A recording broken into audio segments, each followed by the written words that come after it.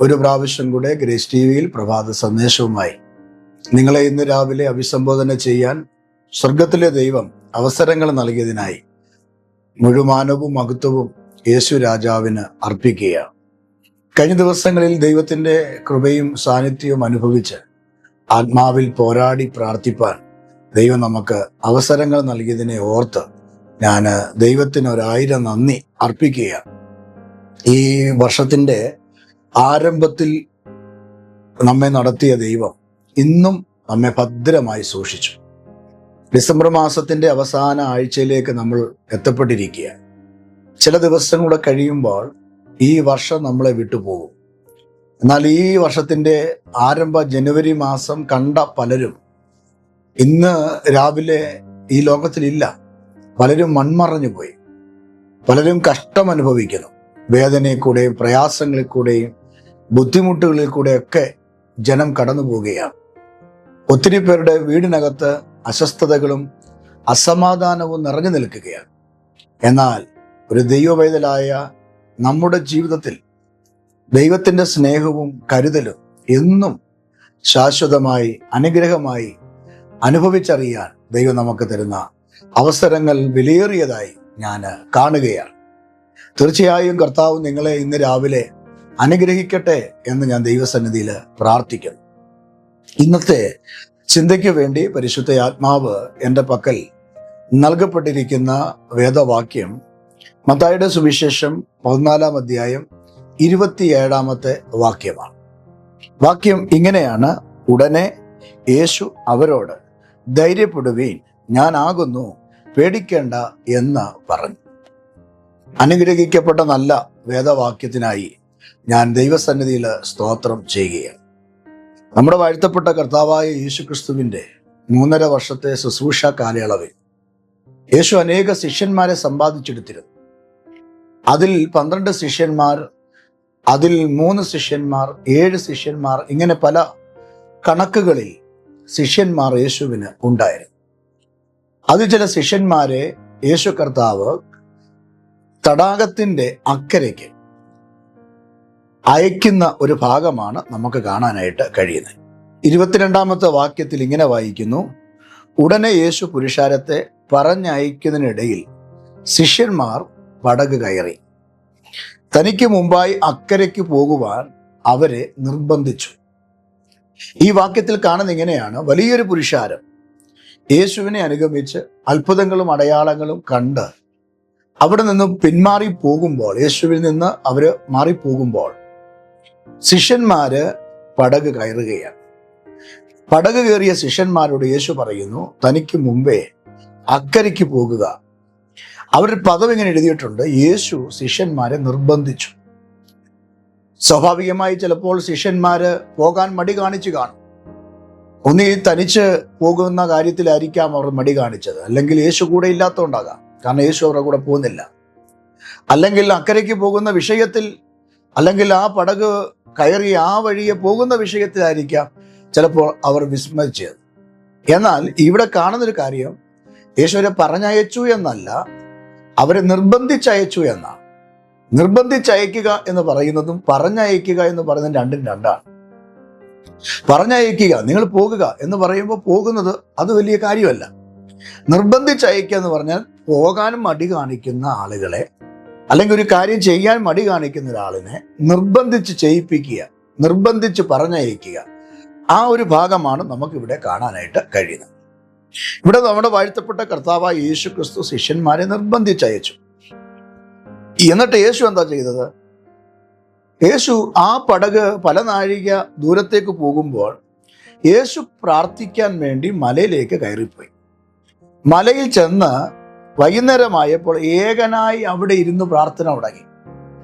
ഏകനായി പ്രാർത്ഥിക്കുമ്പോൾ 4-ാം യാമത്തിൽ യേശു ആ പടകിൻ്റെ അടുക്കലേക്ക് ചെല്ലുകയാണ്. 4-ാം യാമത്തിൽ എന്ന് പറയുമ്പോൾ പ്രഭാതത്തിൽ ഒരു അരണ്ട വെളിച്ചത്തിൽ, അല്ലെങ്കിൽ ഇരുട്ടുള്ള സമയത്ത്, പ്രഭാതത്തിൽ ഇരുട്ടുള്ള സമയത്ത് യേശു കർത്താവ് വെള്ളത്തിൻ്റെ മീതെ നടന്ന് പത്രോസും കൂട്ടരും സഞ്ചരിക്കുന്ന പടകിന്റെ അടുക്കിലേക്ക് ചെല്ലുകയാണ്. അവരവിടെ ചെല്ലുമ്പോൾ ശിഷ്യന്മാർ യേശുവിനെ കണ്ട് ഭ്രമിച്ചു. അതൊരു ഭൂതമാണ് എന്ന് യേശുവിനെ നോക്കിയിട്ട് അവർ പറയുകയും നിലവിളിക്കുകയും ചെയ്തു. അങ്ങനെ യേശു കർത്താവിനെ അവർ കാണുമ്പോൾ, ആ വെള്ളത്തിന്റെ മീതെ നടക്കുന്ന യേശുവിനെ അവർ കാണുമ്പോൾ, ഭൂതം എന്ന് പറഞ്ഞ് നിലവിളിച്ച ശിഷ്യന്മാരോട് യേശു പറഞ്ഞ ഒരു കാര്യമാണ്, ധൈര്യപ്പെടുവീൻ. ഈ ലോകത്തിൽ നമ്മളോട് പറയാൻ ആരാണിങ്ങനെ? നമ്മുടെ വീട്ടുകാരോ നാട്ടുകാരോ കൂട്ടുകാരോ ധൈര്യപ്പെടുവീൻ എന്ന് പറഞ്ഞാൽ എത്രമാത്രം പ്രസക്തിയുള്ള കാര്യമാണ്. എന്നാൽ യേശു പറഞ്ഞ വാക്ക് കണ്ടോ, ധൈര്യപ്പെടുവീൻ. ധൈര്യപ്പെടുവീൻ എന്ന് വേദപുസ്തകത്തിൽ പല ഭാഗങ്ങളിൽ യേശു കർത്താവ് പറഞ്ഞിട്ടുണ്ട്. പത്മോസിന്റെ ഏകാന്തതയിൽ യോഹന്നാൻ അപ്പോസ്തലൻ കിടക്കുമ്പോൾ, കർത്തൃ ദിവസത്തിൽ യോഹന്നാൻ ആത്മവേശനായപ്പോൾ യേശുവിനെ കണ്ട യോഹന്നാൻ താഴെ വീഴുകയാണ്. കൈക്ക് പിടിച്ച് എഴുന്നേൽപ്പിച്ച്, ഭയപ്പെടേണ്ട, ഞാൻ ആദ്യനും അന്ത്യനുമാകുന്നു എന്ന് പറഞ്ഞ് ധൈര്യപ്പെടുത്തിയ ഒരു യേശുവിനെ നമുക്കവിടെ കാണുവാനായിട്ട് കഴിയും.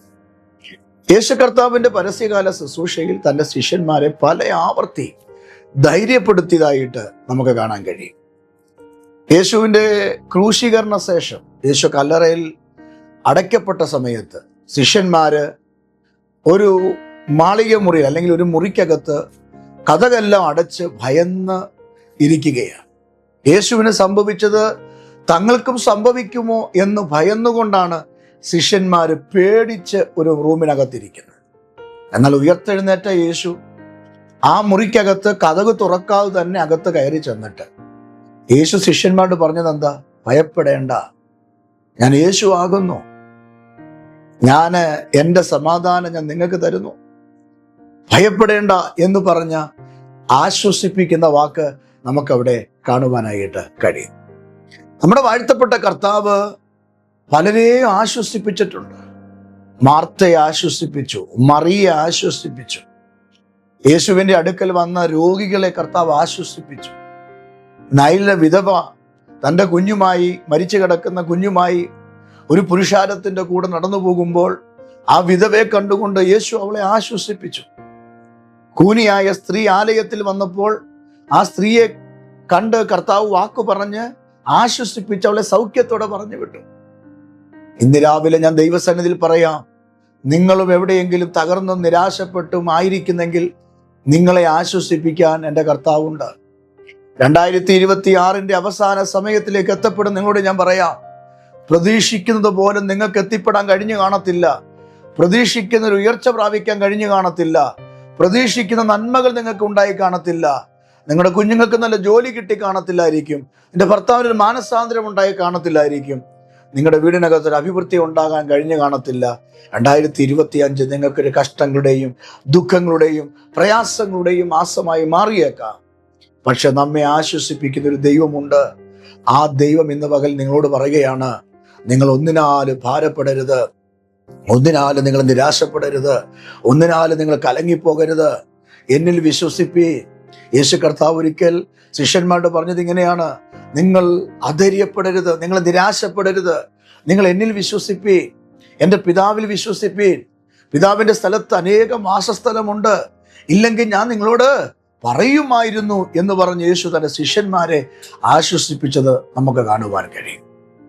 ഇതേ അർത്ഥത്തിൽ 4-ാം യാമത്തിൽ പടകിന്റെ അടുക്കലേക്ക് വെള്ളത്തിൽ കൂടെ ചവിട്ടി വെള്ളത്തിന്റെ മീതെ നടന്നു ചെല്ലുന്ന യേശുവിനെ ഭൂതമെന്ന് പറഞ്ഞ് നിരാശപ്പെട്ട് നിലവിളിച്ചതായ പത്രോസിനും കൂട്ടരെ നോക്കി പറയുകയാണ്, ധൈര്യപ്പെടുവിൻ, പേടിക്കേണ്ട, ഞാനാകുന്നു.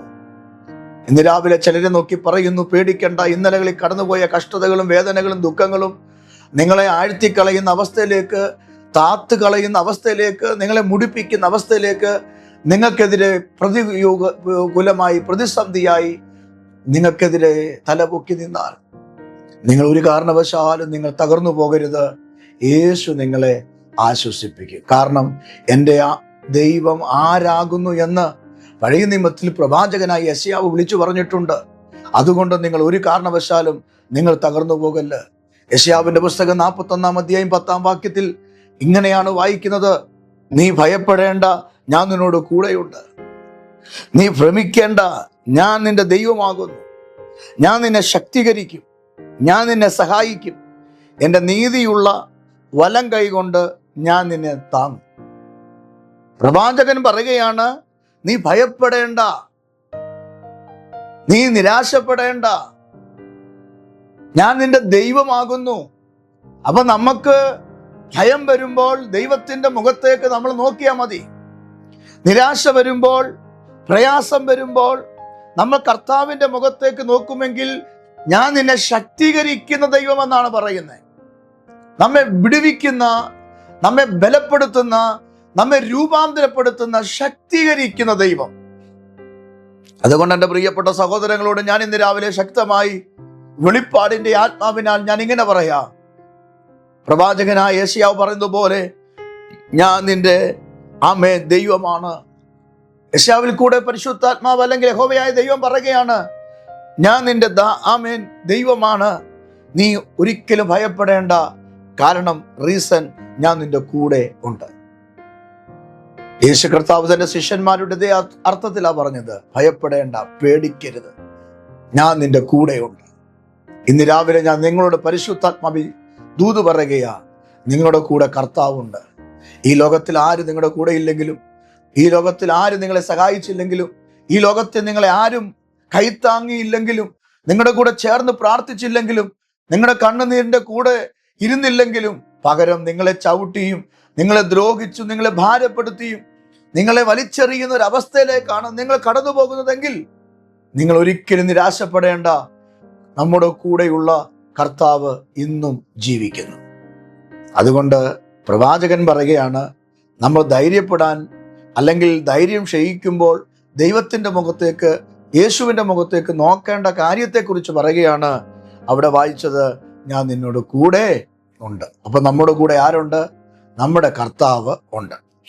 രണ്ടാമത്, ധൈര്യം ക്ഷയിച്ചു പോകുമ്പോൾ കർത്താവിന്റെ മുഖത്തേക്ക് നോക്കുക എന്ന് പറഞ്ഞതിന്റെ അർത്ഥം, അപ്പോസ്തലനായ പൗലോസ് റോമാലേഖനം എഴുതുമ്പോൾ 8-ാം അധ്യായം 15-ാമത്തെ വാക്യത്തിൽ പറയുന്നത്, ആമേൻ, നാം പ്രാപിച്ചിരിക്കുന്നത് നമ്മൾ ഭയക്കുന്ന ആത്മാവിനെ അല്ലെന്ന്.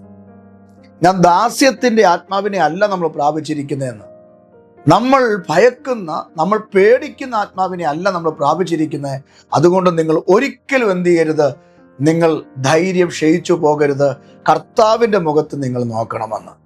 ആ വാക്യം ഞാൻ വായിച്ചു കേൾപ്പിക്കാം. ഇങ്ങനെയാണ് വായിക്കുന്നത്, റോമാലേഖനം 8-ാം അധ്യായം 15-ാമത്തെ വാക്യം. നിങ്ങൾ പിന്നെയും ഭയപ്പെടേണ്ടതിന് ദാസ്യത്തിന്റെ ആത്മാവിനെ അല്ല, നാം അബ്ബാ പിതാവേ എന്ന് വിളിക്കുന്ന പുത്രത്വത്തിൽ ആത്മാവിനെ അത്രേ പ്രാപിച്ചിരിക്കുന്നത്. നമ്മൾക്ക് ധൈര്യം ക്ഷയിക്കുമ്പോൾ, നമ്മൾ ഭാരപ്പെടുമ്പോൾ നമ്മൾ ദൈവത്തിന്റെ മുഖത്തേക്ക് നോക്കണമെന്ന് പറഞ്ഞതിന് അപ്പോസ്തലനായ പൗലോസ് വ്യക്തമായിട്ട് പറയുകയാണ്, നമ്മുടെ ഉള്ളിൽ പകർന്നിരിക്കുന്ന ആത്മാവ് ഏതാണെന്ന് തിരിച്ചറിയണമെന്ന്.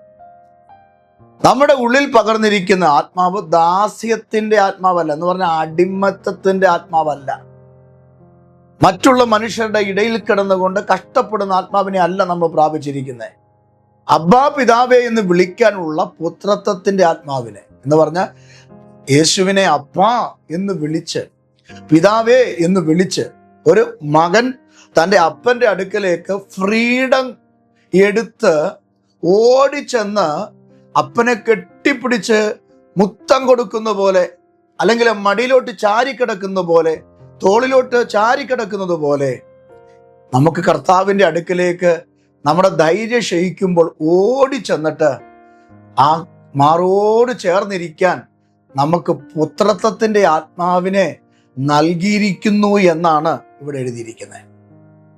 പുത്രത്വത്തിന്റെ ആത്മാവിനെ നമ്മളിൽ പകർന്നിരിക്കുമ്പോൾ നമ്മൾ പിന്നെ മറ്റൊന്നിനെയും പേടിക്കേണ്ട, ഭയക്കേണ്ട കാര്യമില്ല. നമ്മൾ ദാസനല്ല, ഇനി നമ്മൾ പുത്രനാണ്. നമ്മൾ ആരാണ്? നമ്മൾ ദാസനല്ല. ഏതോ ഒരു യജമാനന്റെ ദാസനായിട്ടല്ല നമ്മളെ ദൈവം പോസ്റ്റ് ചെയ്ത് വെച്ചിരിക്കുന്നത്. നമ്മളെ ആക്കി വെച്ചിരിക്കുന്നത് ഒരു പുത്രന്റെ സ്ഥാനത്താണ്, മകന്റെ സ്ഥാനത്താണ്. ഒരു മകന് തൻ്റെ പിതാവിനോട് എന്തു തുറന്നു പറയാനുള്ള അധികാരമുണ്ട്. മാറി നിൽക്കേണ്ടവനല്ല പുത്രൻ, അകലം വിട്ട് അനുഗമിക്കേണ്ടവനല്ല പുത്രൻ.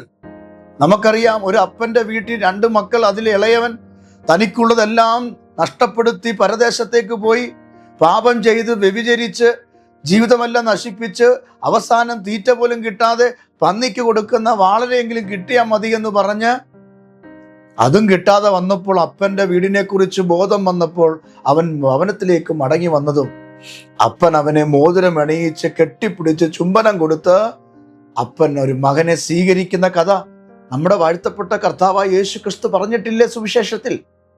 നോക്കൂ, ആ ബാലനെ നോക്കൂ. അപ്പന്റെ അടുക്കൽ ചെന്നപ്പോൾ അപ്പൻ ആ മകനെ കെട്ടിപ്പിടിച്ചു. മകൻ ചെയ്ത കുറവുകളെല്ലാം അപ്പനോട് മറന്നു. മകൻ ചെയ്ത തെറ്റുകളെല്ലാം അപ്പനോട് പൊറുത്തു.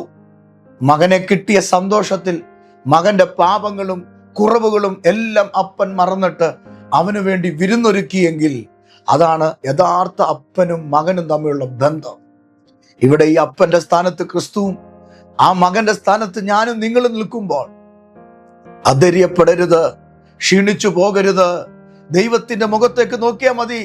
ദൈവം നിങ്ങളെ കൈവിടത്തില്ല, ദൈവം നിങ്ങളെ ഉപേക്ഷിക്കത്തില്ല. നിങ്ങൾക്ക് വേണ്ടത് അപ്പന്റെ പക്കലുണ്ട്. അപ്പോൾ ജീവിതത്തിൽ ഏതെങ്കിലും കോണുകളിൽ ചില പ്രയാസങ്ങളും ബുദ്ധിമുട്ടുകളും കഷ്ടതകളും വേദനകളും കടന്നു വരുമ്പോൾ എങ്ങനെ മുമ്പോട്ട് പോകും എന്നറിയാൻ കഴിയാതെ പകച്ചു നിൽക്കാനല്ല, ആത്മഹത്യ ചെയ്യാനല്ല.